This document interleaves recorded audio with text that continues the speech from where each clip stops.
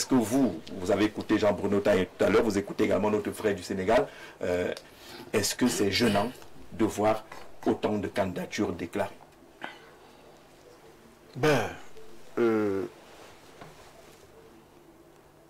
Naturellement, c'est gênant quand on sait que c'est pour être président de la République où des conditions qui sont énumérées éliminent d'office beaucoup de ces candidatures fantaisistes, telles qu'une candidature d'un jeune qui a moins de 30 ans. Oui. Alors que pour être président de la République, il faut avoir 35 ans révolus.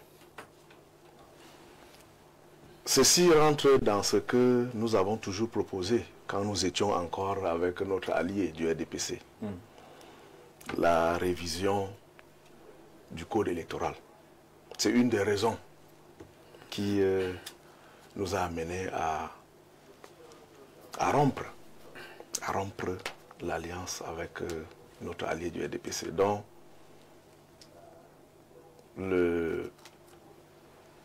la banalisation de la fonction présidentielle avec cette multitude de candidatures, ça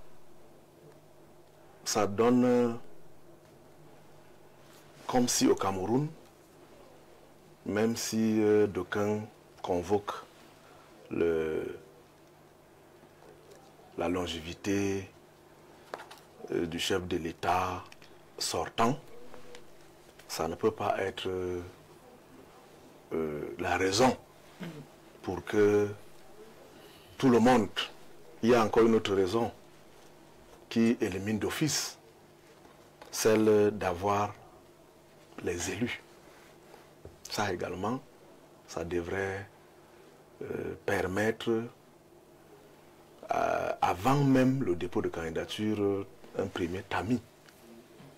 Malheureusement, nous avons constaté comme tout le monde, comme Jean-Bruno vient de dire.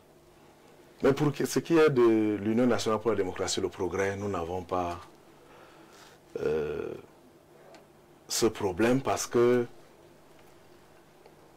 ni dans la forme que dans le fond, notre candidature ne souffre de rien. Notre candidature est légitime et légale. L'inquiétude, c'était qu'est-ce que les autres qui semblent venir, pour citer Jean-Bruno, pour une plaisanterie présidentielle, est-ce qu'il ne crée pas un système de brouillage qui ferait que ceux qui n'ont pas de problème finalement ne soient pas très regardés? On est en train d'aller à une semaine où les images qui circulent, les commentaires qui circulent sont focalisés sur ces candidats quand même à problème et les tenants, entre guillemets, n'ont même pas le temps de s'exprimer ou d'être vus.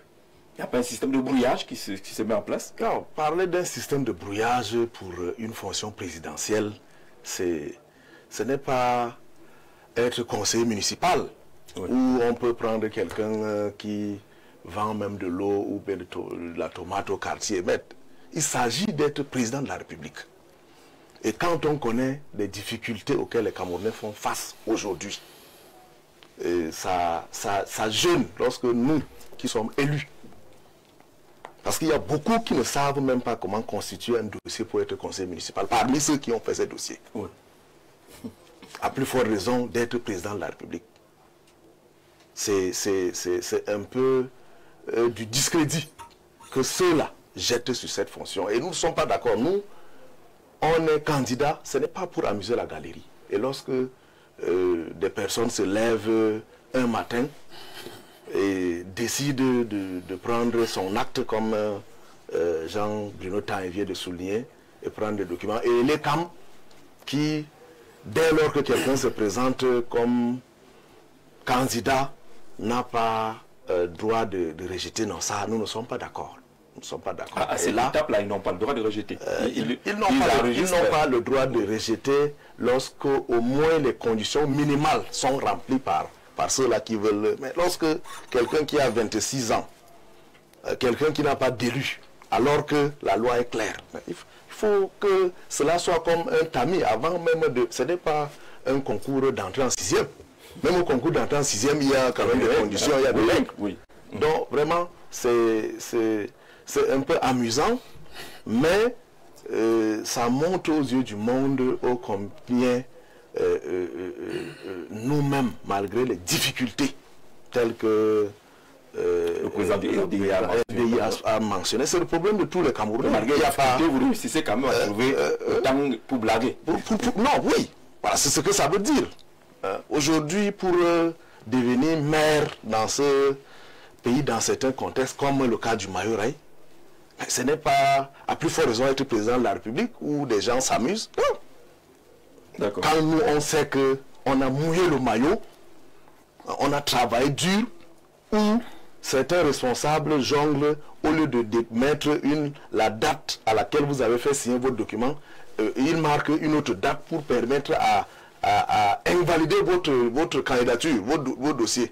Et quand les gens viennent faire ça pour la présidentielle, nous qui allons parce que nous avons des convictions, parce que nous avons un bilan, parce que nous travaillons sur le terrain, on voit ça, c'est gênant. Alors, Écho de Dubaï, bonsoir Jean-Jacques et bonsoir à tous vos invités. Je voudrais apporter ma modeste contribution à l'émission de ce soir sur la multiplicité des candidats. La multiplicité des candidats à l'élection présidentielle au Cameroun pose plusieurs problèmes. Cela peut fragmenter le vote de l'opposition, diluant ainsi les chances de battre le parti au pouvoir et rendre plus difficile la formation d'une coalition unifiée. De plus, cela peut s'aimer la confusion dans l'esprit des électeurs et rendre difficile l'identification d'un candidat crédible, d'où le brouillage qu'on évoquait tout à l'heure, et capable de porter un projet alternatif. Voici quelques-uns des problèmes spécifiques liés à la multiplicité des candidatures, fragmentation de l'électorat de l'opposition. Un grand nombre de candidats peut entraîner une dispersion des voix de l'opposition, rendant plus difficile pour un candidat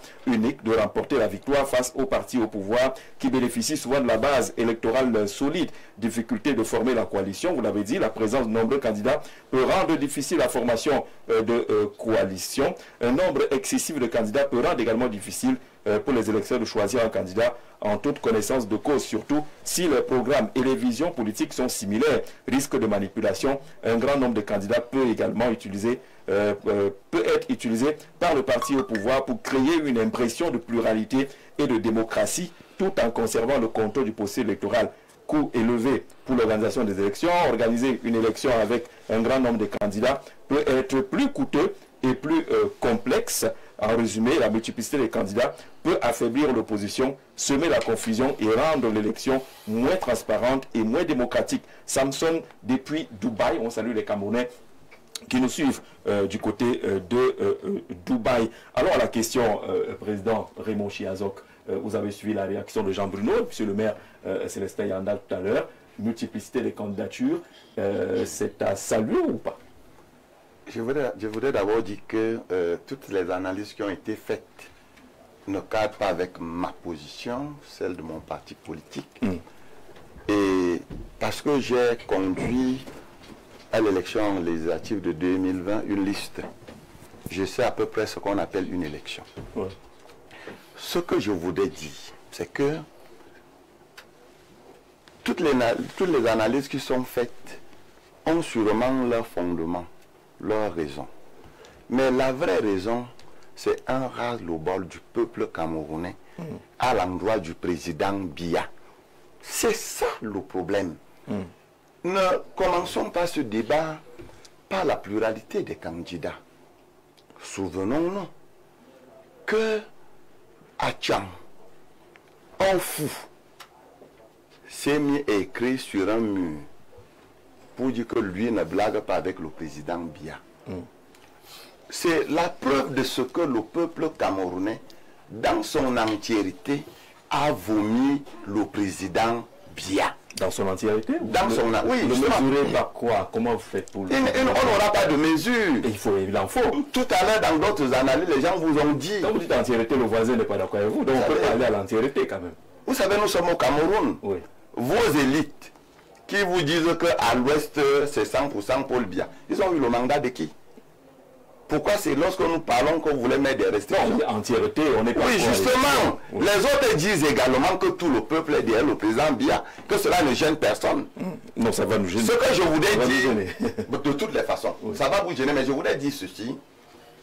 Lorsque vous voyez plus de 80 candidats, chaque candidat, avec qualité ou sans qualité, a quelque chose qu'il reproche au régime. Oui. Ça, c'est évident. N'allez pas voir, déjà même que c'est un faux débat. Mais le dépôt de candidature n'est pas le mieux de lamentation. Non, attendez. Déjà, je voudrais dire que toutes les analyses qui sont faites, à partir du moment où la loi permet que les gens déposent les dossiers dans cette configuration et que l'ECAM doit recevoir tous les dossiers, je pense humblement que ceux qui ont déposé leur dossier ont leur motivation. Vous savez, monsieur Jean-Jacques Zé, nous sommes dans un pays où nous sommes allés à la dernière élection présidentielle en 2018.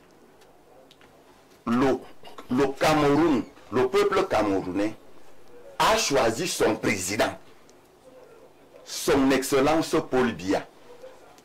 Que ce soit ceux qui l'ont voté ou pas, ont pour président le président Paul Biya. Oui. Lorsqu'il a prêté serment, il a prêté serment pour dire aux Camerounais que dans la prestation de serment, il n'y a pas nous, c'est je. Mais malheureusement, il a démissionné. Il a abandonné son serment. Il a abandonné le peuple. Il a confié le pouvoir qu'on lui a donné, que le peuple lui a donné, à une autre personne que le peuple n'a pas choisi. D'où le mécontentement du peuple.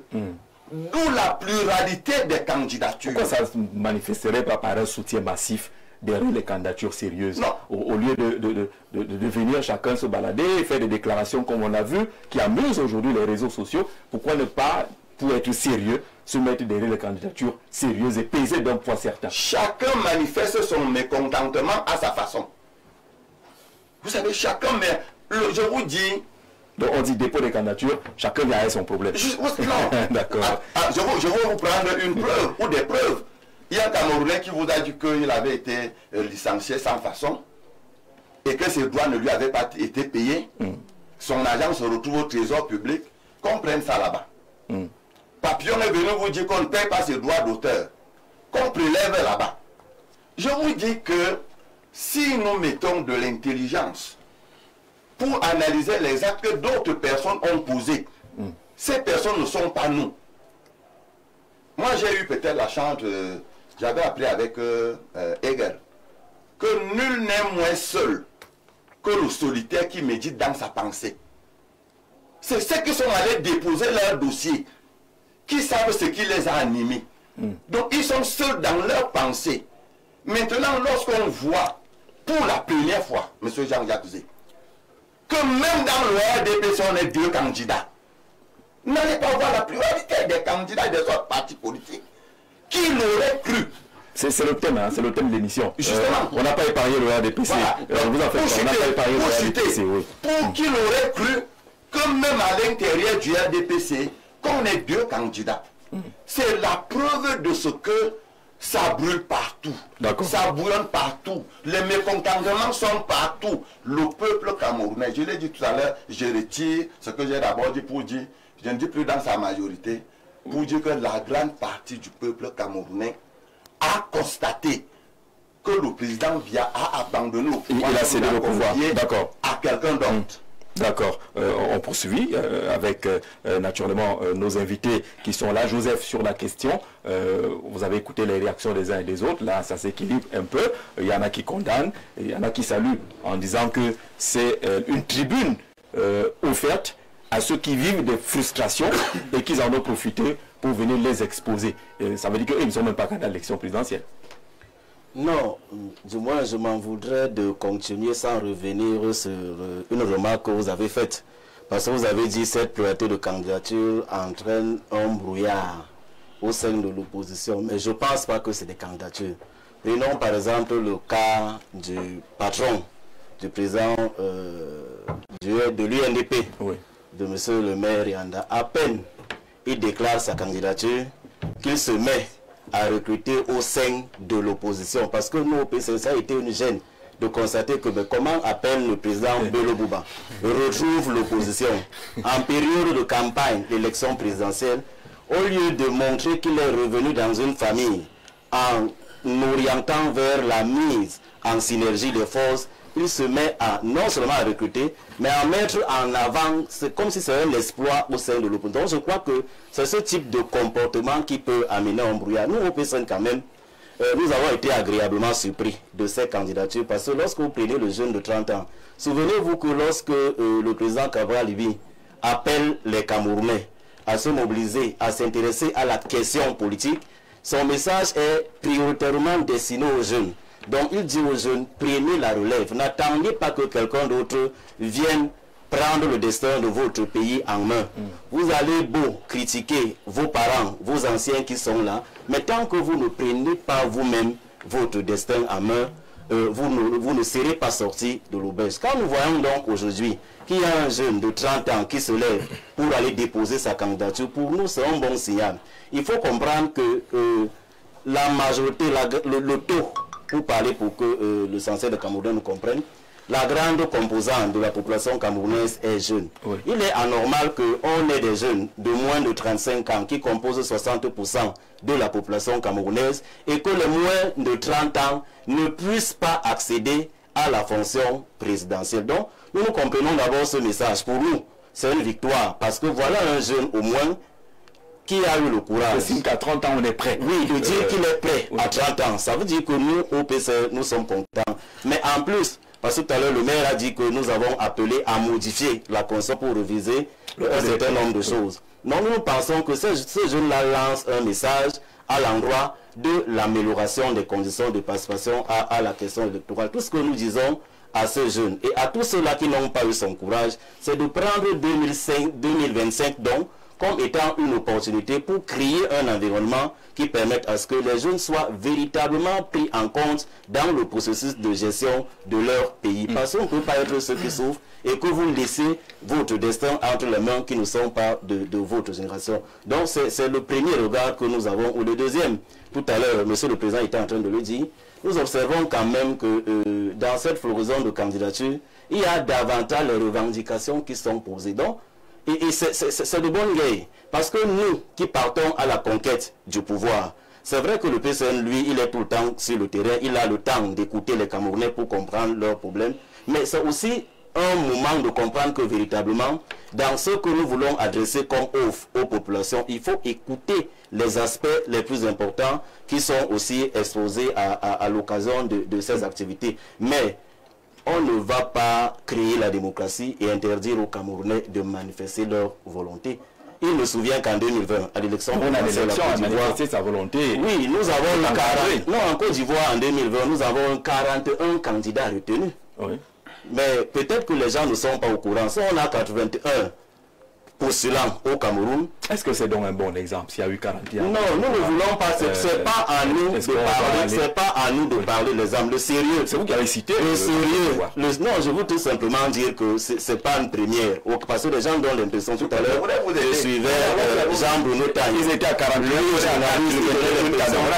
Non, c'est la candidature. Je parle des candidats retenus qui ont compétit. Parce que les postulants même étaient au nombre de quoi, à moins que je me trompe, 103 ou 105 candidatures. Finalement, on a tamisé ces 41 personnes qui sont allées en compétition. Mais nous devons... Mais le frère de Dubaï disait que ça entre dans le jeu de fragmentation des voix de l'opposition. Non, je doute fort. Parce que 90% de Camerounais qui se sont inscrits à cette heure savent pour qui ils veulent voter. C'est pas pour des visages qui arrivent nouvellement qu'on découvre pendant que les campagnes les disent qu'on va dire qu'on s'en va faire le choix. Vous savez, lorsqu'on va en campagne à une élection, ce n'est pas pour aller trouver les voix qui étaient déjà fixées, c'est des indécis. Mais au départ, vous avez au moins 60% de l'électorat qui a déjà fait son choix. Si dans ce 40%, il y a un 20% qui décide de ne pas participer aux élections, nous travaillons plutôt à amener ceux qui ne veulent pas aller aux élections pour leur dire que c'est le moment. Donc nous, ce nombre-là, ces visages-là, ce ne sont pas eux qui viendront, comment dire, réduire la volonté des Camerounais à passeport aux électoraux. Non, je ne pense pas. Tout le monde sait ici. Et puis, il ne faut pas minimiser les efforts des uns et des autres. Vous avez un candidat ici, à la candidature, M. Ramani, qui a déposé son dossier. Vous ne pouvez pas dire que c'est un blagueur, parce que vous ne savez pas ce qu'il nourrit dans l'esprit. Et de dire qu'il est incompétent, c'est sur la base de quoi? Laissez les Camerounais s'exprimer. Vous ne savez pas comment ils font pour estimer qu'ils doivent être à ce niveau. Nous-mêmes autour de cette table. En dehors de lui, qui d'autre? Parce qu'on veut donner l'impression que c'est des blagueurs. Parmi nous là, qui a eu le courage d'aller même déposer ne fût-ce qu'une chemise là-bas qui porte son nom. Pourquoi nous manquons ce courage? C'est des gens qui ont des convictions. Peut-être que c'est les essais pour eux, pour commencer à préparer un chemin. Ils vont commencer là-bas. Ils vont commencer là-bas. Oui, mais c'est normal. Chacun fait ce qu'il veut comme ambition et les moyens qu'ils ont. En tout cas, nous prenons toutes les... Parce qu'en 2018, nous avons été moqués en disant que nous étions des blagueurs. Voilà. Mais aujourd'hui au Cameroun, qui peut parler de l'avenir du Cameroun aujourd'hui sans l'honorable Cabral Libye? Ce n'est pas envisageable. Si donc en 2018, il s'était réduit aussi à voir comme les autres que non, il est jeune, puisqu'il n'avait pas l'âge qu'il a aujourd'hui, il avait moins de 40 ans, ou bien que c'est un blagueur, parce que l'impression qu'on donne, peut-être c'est qu'il faut qu'on ait d'abord été ministre, qu'on ait dirigé toutes les grandes sociétés du monde, qu'on ait atteint un certain âge, pour donner l'impression qu'aujourd'hui on a le calibre pour aller à l'élection présidentielle. Laissons les gens exprimer leurs convictions. Ce que nous demandons aux candidats, nous en tant que citoyens et le PSN en tant que parti politique, c'est de rivaliser les offres. Donc nous demandons au régime de laisser l'espace, parce que ce que nous gêne, pendant qu'on veut exprimer ce qu'on a comme offre, systématiquement l'administration ne permet pas à l'opposition de s'exprimer. Laissons les candidats et les candidatures se rivaliser à travers les offres qu'ils ont et de dire aux Camerounais de participer massivement au processus électoral. Parce que ce qui est sûr, on étouffe. Tout le monde veut aller au changement. Donnons-nous les moyens qu'au soir du 12 octobre 2025, nous accédons véritablement au changement. Entre-temps, vous avez, le maire a reçu une balle perdue. Hein? Non, je ne m'adressais pas au maire. Le président de l'UNDP, il ne prendrait jamais ce type de risque, à peine arrivé à l'opposition qu'ils sont en train de recruter et de mettre en visibilité. Non, ce n'est pas lui, c'est le président. Oui, je m'adressais directement. Oui, moi, je le président, monsieur Galang, dans sa façon. Je ne sais pas, comme ceux qui disent que le président est bon, les autres. Je ne vais pas dire que camarade était bon. Je le connais dans sa manière de se faire. Je n'aurais pas fait ce que le président a fait. Jamais. Le président, vous savez, lorsqu'on a le problème que l'UNDP a, il faut que les Camerounais comprennent. C'est le fait de rester longtemps dans cette alliance avec le RDPC. Dès lors que nous avons décidé de rompre. Parce que j'avais... C'est une parenthèse qu'on vous accorde. Hein? Oui, une parenthèse. Donc il faut que... Je profite de la parenthèse pour dire, pour pas répondre aux camarades. Aujourd'hui, les militants de l'UNDP qui étaient partis il y a plusieurs années retrouvent leurs convictions de depuis. Et donc, si ceux qui sont revenus là, c'est qu'ils ont retrouvé leurs convictions. Bien sûr. Ce n'est pas que vous êtes nous n'allons pas... tout ce que les Camerounais cherchent et demandent, c'est qu'il y ait changement à la tête du pays. D'accord. Et si c'est que le changement aujourd'hui passe par l'UNDP, c'est-à-dire les autres camarades de l'opposition ne doivent pas non plus cracher dessus. Et inversement.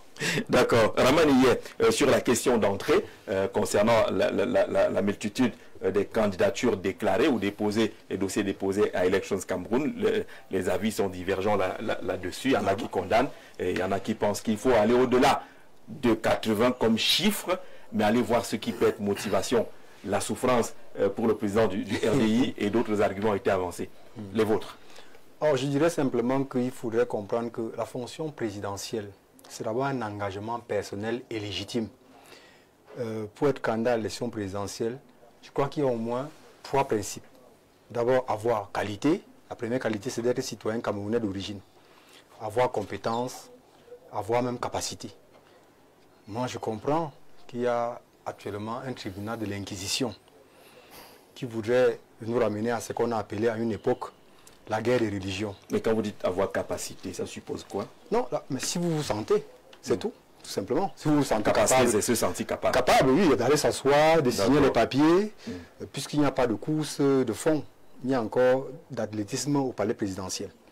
Alors, c'est le vieux débat qu'on a eu à un moment donné en Europe, notamment après la Renaissance en Europe, où on posait la question de savoir, faut-il limiter le nombre d'églises ou encore de confessions religieuses?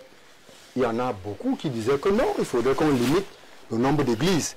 Et d'ailleurs, concernant notamment le catholicisme, je prends le cas de la France, il y a beaucoup de catholiques qui disaient qu'il n'était pas normal qu'il y ait une autre religion en France en dehors du catholicisme. Suivez mon regard avec les guerres des religions.